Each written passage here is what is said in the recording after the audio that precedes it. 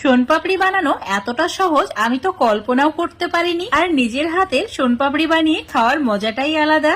এই শোনপাপড়ি খাওয়ার পর বাড়ির সবাই বলে কিনা দোকান থেকে আর কোনোদিন কিনে খাবে না। তো এই দারুণ সুস্বাদু শোনপাপড়ি বানানোর জন্য একটা নির্দিষ্ট কাপের মাপ করে 1 কাপ ময়দা নিতে হবে। আর ময়দাটাকে অবশ্যই চেলে নিতে হবে। এবার ওই কাপের মাপ করে 1/2 কাপ ছোলার ডালের বেসন নিতে হবে, সেটাকেও চেলে নিতে হবে। এখানে কিন্তু ছোলার ডালের বেসনটাই নেবে। এবার এই দুটি উপকরণ একসঙ্গে ভালো করে মিশিয়ে নিতে হবে। মেশানো হয়ে গেলে চুলোর উপর একটা ফ্রাই প্যান নিতে হবে।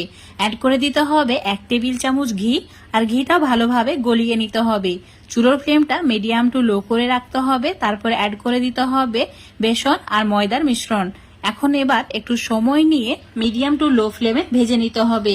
প্রায় 10 মিনিট এভাবে ভেজে নিয়েছি। খুব সুন্দর একটা সুগন্ধ বের হচ্ছে। তো একটা পাত্রে ঢেলে রেখে দিচ্ছি ঠান্ডা করে নেওয়ার জন্য। ভালোভাবে এটা ঠান্ডা করে নিতে হবে। এইভাবেই থাক।